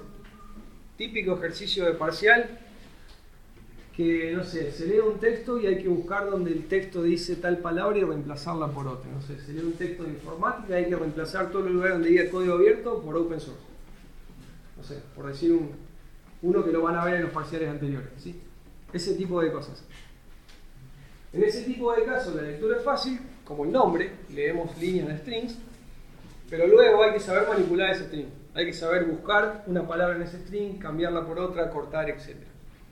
Entonces la segunda parte es, bueno, si yo tengo datos en un string, ¿cómo puedo manipular ese string? ¿Sí? La clase de string, vieron que string no está en azul, es como vector, es una clase, no un tipo de dato nativo. ¿Sí?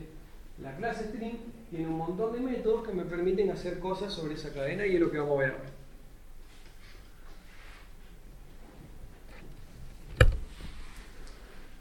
Bueno, la lectura y la escritura ya la saben, pueden leer de a palabras con mayor, de a líneas con getLine. ¿Sí? Y vamos a leer en un string. Cualquier cosa que sea un texto va a poder ser leído. Ahí en vez de nombre sería palabra, ¿no? ¿Cómo? Ahí en vez de Ajá, sí. Y se muestra con cout. Saben que cuando muestra algún string, al cout no le hace diferencia si tiene o no tiene espacios, es solo en la lectura. Entonces, bueno, ya saben lo que es un string, ya de fundamento hemos leído y escrito string en consola. Ahora saben que si cambio in, cout por archivos, lo mismo aplica para leer y escribir string en archivos. ¿Qué más tiene la clase? Tiene sobrecargado el constructor y el operador de copia, ¿sí? Para poder copiar strings con igual.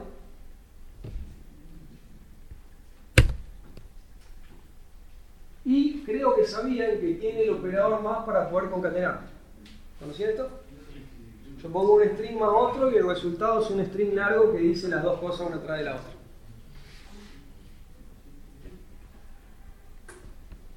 Y si bien técnicamente lo que yo pongo entre comillas no es un string, lo vamos a ver en la clase que viene, pero cuando yo me refiero a un objeto de tipo string es una cosa, y cuando yo escribo algo entre comillas, una constante, a esto se le llama cstring, no es lo mismo. La clase que viene nos vamos a meter en los detalles, por ahora no voy a hacer mucha historia. Pero cada vez que yo digo que el string tiene una sobrecarga para trabajar con otra cadena, puede ser con otro de su mismo tipo o con otra constante, da lo mismo. Tiene las dos sobrecargas. ¿Sí? Entonces, bueno, donde vean comillas, pueden reemplazarlo por un string, o donde vean string por comillas y todo va a funcionar igual. Bien. Y los otros operadores que supongo que naturalmente usaron sin que nadie les diga nada son todos los de comparación. De hecho, sí le habíamos dicho algo, le habíamos dicho que comparar string equivale a orden de diccionario.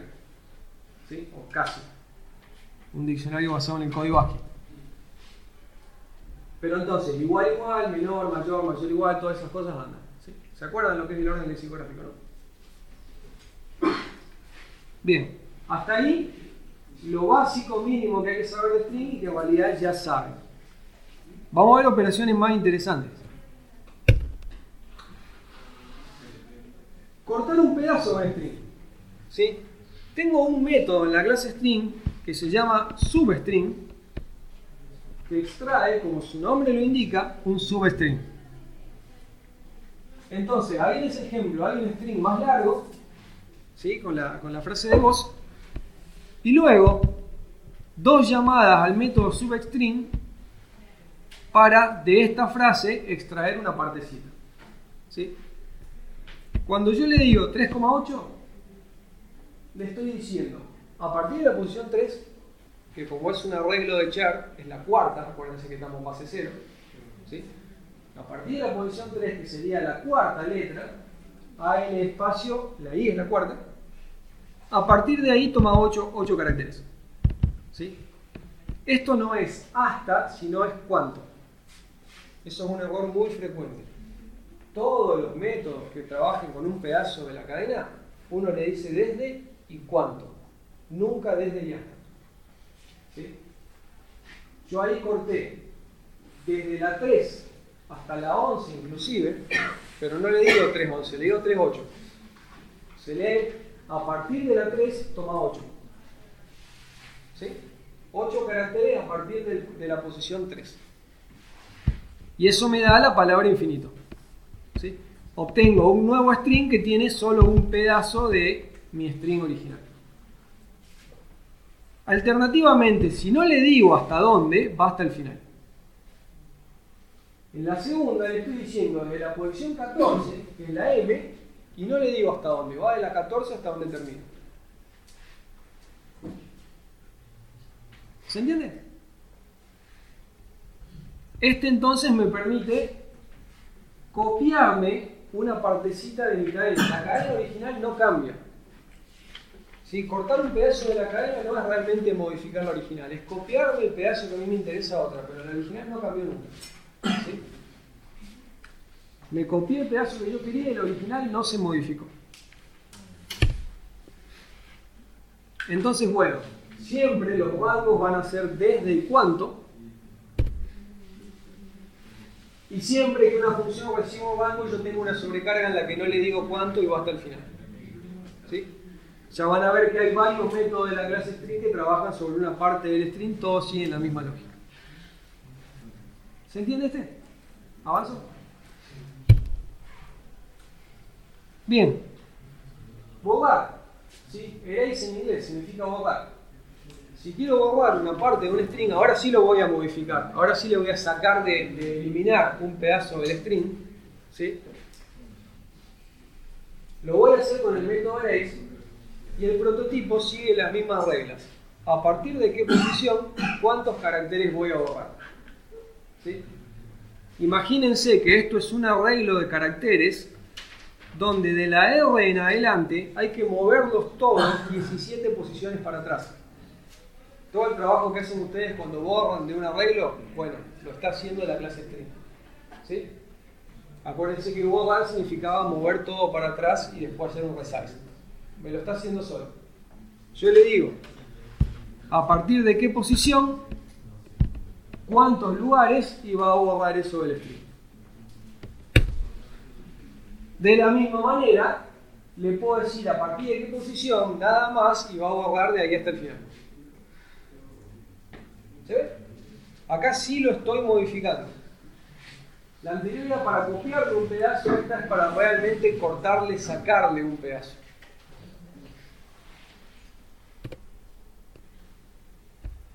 Y si lo que quiero borrar es absolutamente todo, como en los vectores, tengo el método clear. El string, en gran medida, es un vector de caracteres. ¿Sí? Entonces le anda el size, le andan los corchetes, le anda el clear. Casi todo lo que ustedes saben de vector lo pueden aplicar sobre string. ¿Sí?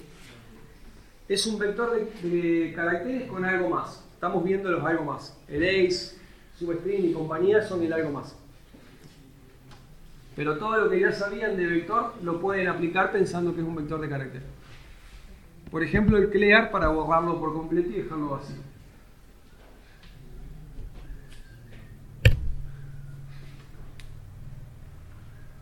Modificar reemplazando. Acá, por ejemplo, le estoy pidiendo que a partir de la posición 5 agarre 7 letras y las reemplace por otra cosa. Y noten que la otra cosa no tiene necesariamente que medir lo mismo. Puede medir más o puede medir menos y la clase se encarga. ¿Sí? La clase para hacer ese reemplazo, si tiene que mover todo para adelante o para atrás, lo va a hacer. Yo le digo, ¿de qué posición? ¿Cuánto quiero que saque? ¿Qué quiero que ponga en su lugar? Y los tamaños no importan, se resuelve solo. ¿Se ve? De la misma manera, si no digo hasta dónde, hasta el final. Acá, de la 11, que era la n, hasta el final, no dije cuántos, reemplaza todo por... No, perdón, este es insert, no dije nada. Ok, no hay el ejemplo del otro reemplazar, pero debe estar. Ajá. No, este es otro método, este es insert. ¿Y cómo sería el de replacing? El de replace venía en modo automático, pero seguro que tengo las dos versiones de replace. El que le digo, ¿a partir de qué posición? ¿Cuántos? Y le doy un cstring o un string y reemplaza. Y debe haber uno que no me va a entrar en pantalla. Al que le diga solo la posición. No, por algo no estaba en el live. Aparentemente no. Es que reemplazaría hasta el final, sería. Aparentemente a replace siempre le tengo que decir hasta dónde reemplazar.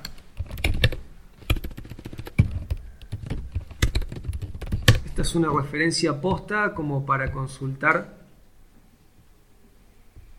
replace. Y acá me va a decir que hay 270 millones de sobrecargas. Posición y conteo. Algunas no entran en la pantalla. Pero no, entonces no. No dije nada, olvídense lo que dije de que el replace pueden no decirle hasta dónde. Al replay le decimos desde y cuánto, y hay que decírselo sí o sí.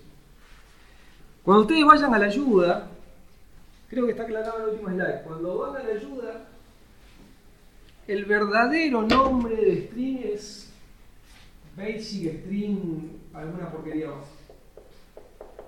Si ustedes lo buscan en alguna ayuda más o menos formal, va a aparecer con un nombre que dice basic string y alguna porquería, como cuando ponen vector de algo. Bueno, basic string de algo. String es la forma abreviada, es como un alias de este que es el verdadero nombre.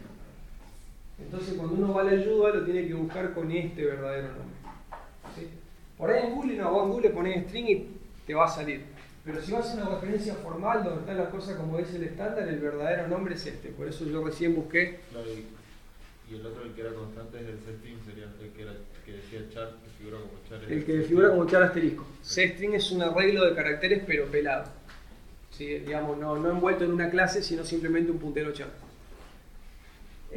Bueno, con este nombre hay que buscar por ahí en una referencia los métodos de la clase. Cuando ¿Sí? te tira error el compilador a veces. O cuando te tira error te puede llegar a decir esto en lugar de decir string. Sí. Si Cindy se da cuenta te reemplaza esto por string para ocultarte el detalle. Pero podría llegar a verlo. Bien. Y van a ver, cuando entren, como me pasó a mí recién, que yo acá les muestro dos versiones y hay 10. ¿Sí? No se preocupen por las demás. Por ahora tenemos... ¿Qué diferencia hay entre una y otra? Bueno, cada una la van a tener 2 veces de acuerdo si recibo un string o un cstring.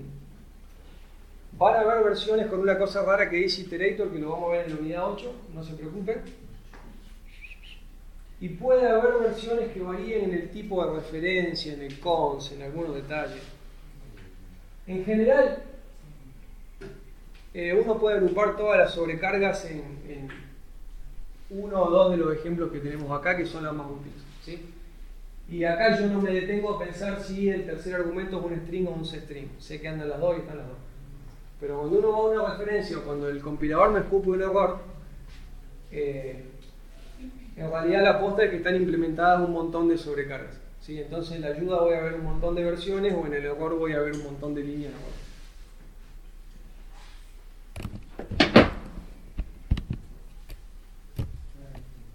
Probablemente acá, si yo hacía un string S y le quería poner el erase, dije, sin decirle hasta dónde, me dice, bueno, esa no existe y me tira.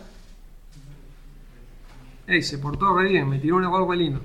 Pensé que me iba a tirar todas las opciones. Re lindo bajo algún punto de vista, ¿no? Porque fíjense la cantidad de porquería que hay. Pero es una sola línea, eso es un avance. Pero fíjense que me habla de basic string. Y acá está el prototipo. Posición y tamaño. Ah, porque no era... Perdón, no era erase el que estábamos hablando, era replace. Ahora sí. No tengo ese, tengo todas estas opciones. ¿Sí? Hay un montón de sobrecargas disponibles de replace. Ninguna coincide con lo que yo le pedí. Bien. No abran el lenguaje. Bien, entonces replay no tiene la versión que le digo solo desde dónde. Es desde y hasta, perdón, desde y cuánto siempre. El segundo ejemplo era insertar. A insertar le digo a dónde y obviamente que no le digo cuánto porque no va a reemplazar nada. ¿Sí? En esta posición va a insertar un nuevo texto. ¿Cuántos caracteres va a insertar? Los que sea que tiene ese texto. ¿Sí? No le tengo que decir que tiene que insertar 6 letras. Le estoy dando a esa cadena que ve que mide 6. ¿Sí? Entonces, simplemente le estoy diciendo que en la posición 11, que es la de la n, inserte, agregue, mueva todo lo que hay después para atrás, para hacer lugar para un dato nuevo y ponga toda esa letra nueva. ¿Sí? Y entonces me queda esta nueva cadena. Yo le señalé la posición 11, lo que agregó, lo agrega, digamos, en la 11 estaba la n, lo agrega antes de la n. ¿Sí? Si yo le digo que inserte en la 0, mueve todo y lo agrega al principio. ¿Sí? Siempre cuando inserto en una posición, lo que estaba en esa posición, a partir de ahí se mueve. ¿Sí? Digamos que es insertar antes de la letra que estoy señalando. ¿Se ve? Hay una forma de saber si lo que voy a insertar va a ser espacio viejo o viejo espacio. Y acá yo puse viejo espacio. Sí, pero ahí sabías que la posición está después del espacio. Si yo hubiese tenido espacio viejo, debería haber dicho 10. ¿Sí? En todo caso podría ser... buscando por espacio, buscando sí, por más. ya vamos a llegar a las que buscan. ¿Sí? Ahora estamos viendo las modificaciones básicas, que en realidad son las fáciles. Después la complicación un poquito es cuando buscan. Bien. Y les dije, esto se parece mucho a un vector de char. Podemos hacer operaciones como si fuera un vector de char por dos motivos. Uno, si no se acuerdan cuáles eran las funciones de string que necesitaban, pueden imaginar que es un vector y hacerlo ustedes. En el parcial no debería pasar porque en el parcial le vamos a dejar tener un machete con todos los prototipos. ¿Sí? Hay un machete oficial para el segundo parcial que está en el Moodle, una hojita que la pueden traer impresa. Vamos, una hojita. Con un montón de prototipos para que no se tengan que acordar de memoria de cómo se llamaba y en qué orden iban los documentos. O porque hay algo que no me ofrece la clase string. Por ejemplo, creo que era lo que venía. No tengo en la biblioteca estándar un método que me pase todo mayúsculo, que me pase todo minúsculo. ¿Sí? Por más que Internet diga lo contrario. Tengo una función que me pasa una letra a mayúscula o una letra a minúscula, que son tu upper y tu lower. ¿Sí? Le doy un char y me devuelve su versión en mayúscula, o le doy un char y me devuelve su versión en minúscula. Si era un número, un espacio, un signo, no cambió. Si era una letra, me devuelve la convertida. Pero no tengo una que haga eso con todos los chars del string. Si quiero hacer eso con todos los chars del string, hago un for. Imaginen al string como un vector de char. Con size le pregunto cuántas letras hay. Con corchetes accedo a cada una de las letras. Y entonces hago un for que vaya pidiéndole cada letra, convirtiéndola y guardando en su lugar la versión convertida. ¿Se ve? Profe, Sí. ¿lo puede hacer rápido en un programita?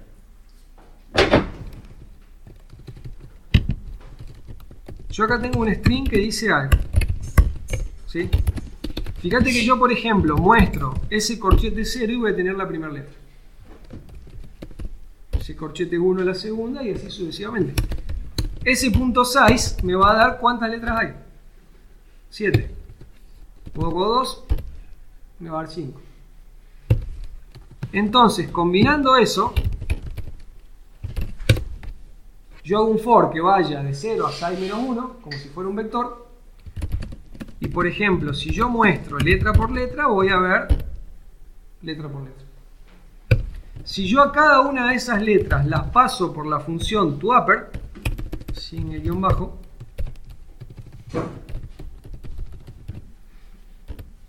la función toUpper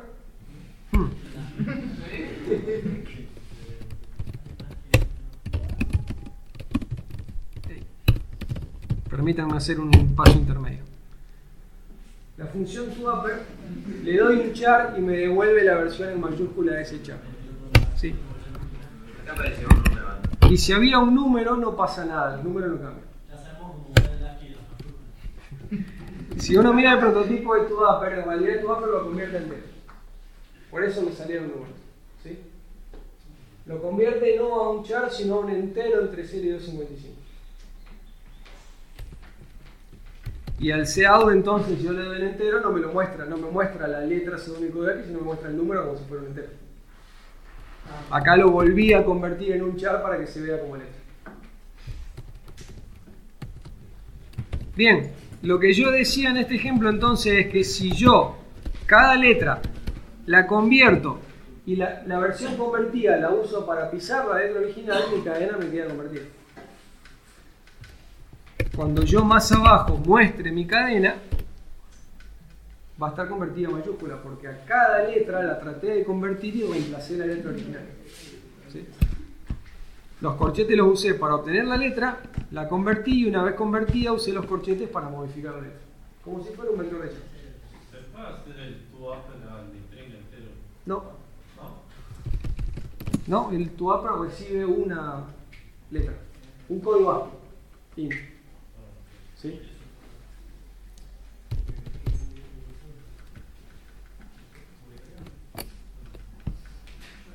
¿Por qué tiene STD ahí? ¿Cómo? STD. ¿Tiene el retorno? No, str.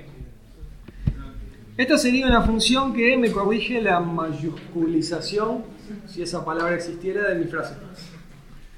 Fíjate que me pone la primera letra en mayúscula, toUpper, y de la segunda en adelante en minúscula. El empty me dice si está vacío o no.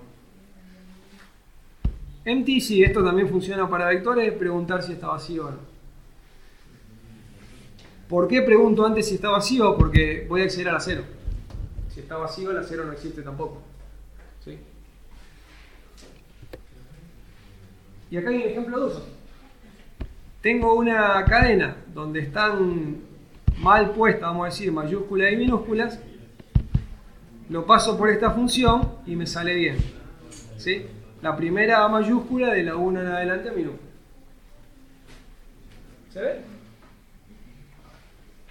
Entonces, las cosas que por X motivo no puedo hacer con las funciones, las puedo hacer pensando que es un vector de caracteres y trabajarlo a pata. Casi siempre vamos a caer acá cuando queremos hacer cosas con caracteres individuales. ¿Sí? Cuando queremos hacer cosas con un pedazo de la cadena, vamos a tener usualmente funciones. Son muy poquitos los casos en los que tenemos que caer acá. Pero bueno, es un recurso que uno tiene que tener. ¿Estamos entonces con este ejemplo? ¿Sí? Bien, búsqueda. Ya casi terminamos, pero esta es la complicada. Sí, ahí está la frase que la pitonisa le dice a Neo en Matrix 1. Ingrese una palabra. Pongamos que el usuario me ingresa él. Y yo quiero buscar en qué posición de esa cadena está la palabra él. ¿Sí?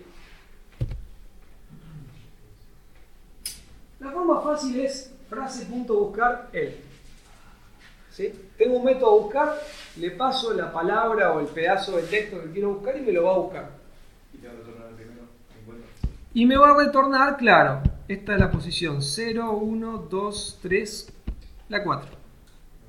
¿Sí? Que es la de la quinta letra, donde empieza la primera vez que encontró él. Como yo no le dije nada, del principio en adelante va avanzando hasta que en algún momento diga él. Y me devuelve esa posición. Que imaginen que es un entero. ¿Sí? Por ahí van a ver site por los mismos warning que cuando recogemos una regla. ¿Sí? Es un índice o un entero. A partir de qué posición de este arreglo de letras empieza la palabra que yo quería. Ahora, la palabra podría no estar, y en caso de que no esté, me devolvería un valor especial. Imaginen que es menos 1. En realidad, ¿qué valor exactamente se usa? En principio yo no lo sé, lo elige el compilador. Uno podría decir que sea menos 1, pero si site es un entero sin signo, menos 1 no existe.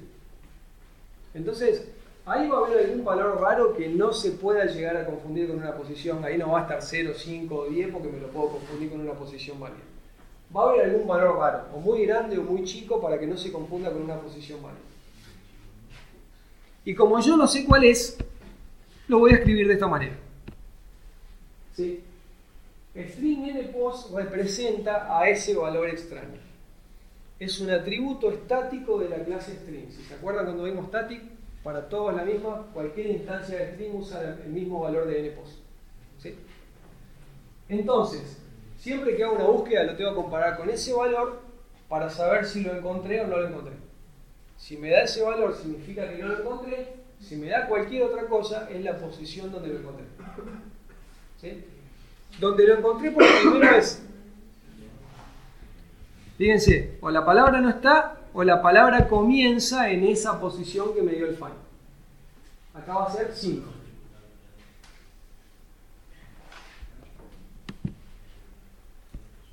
Ahora, ¿qué pasa si está más de una vez? Si yo busco él o busco es, en esa frase me aparecen 2 veces. ¿Sí? Bueno, el find así como está me va a dar solo la primera. Si yo quiero la segunda, la tercera o las quiero todas, tengo que poner esto en un loop y buscar varias veces.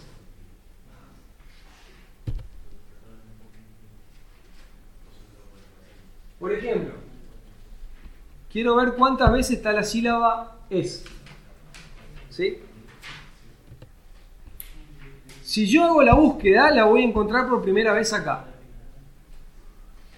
Fíjense que acá agregué un detalle, que antes no estaba. Le estoy diciendo a partir de dónde quiero que busque. Si yo no digo nada desde el principio, acá lo estoy explicitando como para que se vea. ¿Sí? Entonces, yo hago la búsqueda y me devuelve, no tengo idea qué número es, me devuelve 15, no sé en qué posición está ese. ¿Sí? Que claramente no es npos, no es el número raro. Significa que lo encontré por lo menos una vez. Si quiero saber si está otra vez más, ¿qué tendría que hacer? Inicializar desde la posición anterior. ¿Cuál sería? El que devolvió cuando encontró. Casi. Más 2. ¿Sí? Pongámosle que esa posición es la 15. Bueno, a partir de la 17, porque si empiezo a la 15 vuelvo a contar la misma. ¿Sí? A partir de la 17, seguir buscando. Entonces esto va a estar en un loop que si la encuentra, la cuenta y repite la búsqueda de donde lo encontró 2 para adelante. La segunda vez me va a dar start, me va a dar 20 por decir algo. Y entonces volvemos a entrar en el loop y ahora buscamos a partir de la 22. Ahí ya no la encuentra más, me da npos. Salimos del while y nos quedamos con las 2 que encontramos. ¿Se ve? ¿Se entiende el ejemplo? Entonces, en el find, el uso habitual es el texto que quiero buscar y a partir de qué posición. Si lo quiero buscar muchas veces, tengo que armarme alguna especie de loop. ¿Sí? Con el while, do while o algo de eso. Donde dice S2, debería ser sílaba, ¿no? ¿Sí? ¿Otro lugar para corregir? Cuando la suba, corrijo estas cosas que me están marcando. Replace también reemplaza la primera Al replay yo le digo qué posición, no es por conciencia. Si yo quiero reemplazar la palabra elegido, tengo que hacer un find para saber dónde está y lo que me dio el find pasárselo al replace. Y si la quiero reemplazar todas las veces que aparezca, tengo que poner ese find en un bucle. Algo como está acá.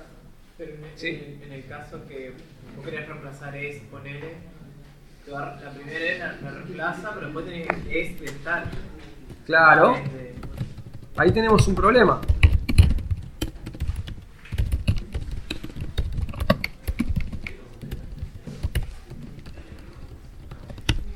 Si yo acá busco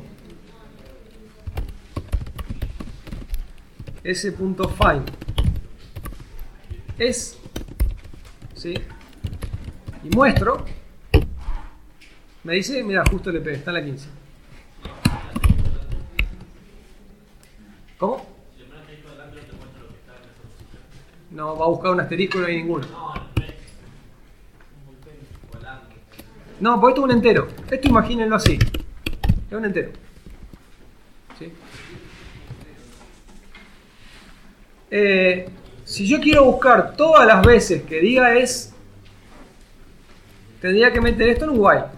Mientras lo encuentre, o sea, mientras no me dé mi valor especial, muestro y sigo buscando. Busco el que sigue. .find es desde donde lo encontré más 2. ¿Sí? Y ahí me lo encontró 2 veces y a la tercera ya no. Esta es una versión simplista porque en realidad la segunda vez no encontró la palabra es. ¿Sí? Si yo realmente quisiera buscar la palabra es, tendría que tener más cuidado. Porque uno podría decir, bueno, le pongo el espacio, pero si la palabra es estaba al final y había un punto en vez de un espacio. Si la palabra es estaba al principio, tampoco la voy a encontrar porque yo busqué en minúscula. ¿Sí? Si yo realmente quiero hacer bien lo de la palabra, es bastante más... Hay que darle una vuelta de tuerca. ¿Sí?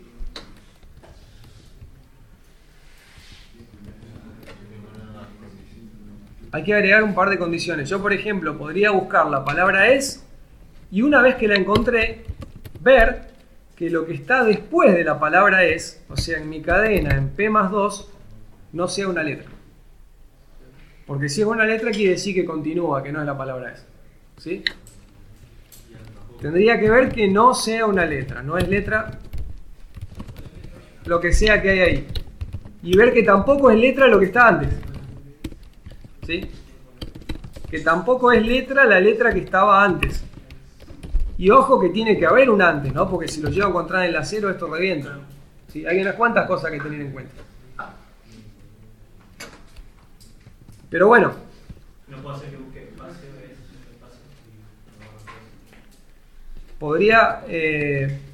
podría ser que acá no haya un espacio, que haya una coma, un punto o algo de eso. Por eso digo, la validad de criterio sería más que haya un espacio, es que no hay una letra. ¿Sí? ¿Cómo sé si hay una letra? ¿Cómo sería la función para saber si hay una letra? Si el valor ASCII está... Exactamente, acuérdense que esto es un valor ASCII.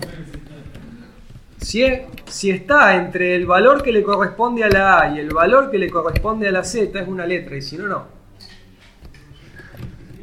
Eventualmente habría que tener en cuenta, o creo sí, habría que tener en cuenta mayúsculas y minúsculas, ¿sí?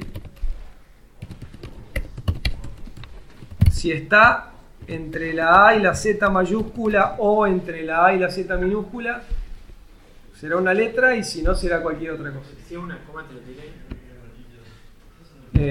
Y la coma tiene un valor ASCII que no está en ninguno de estos rangos.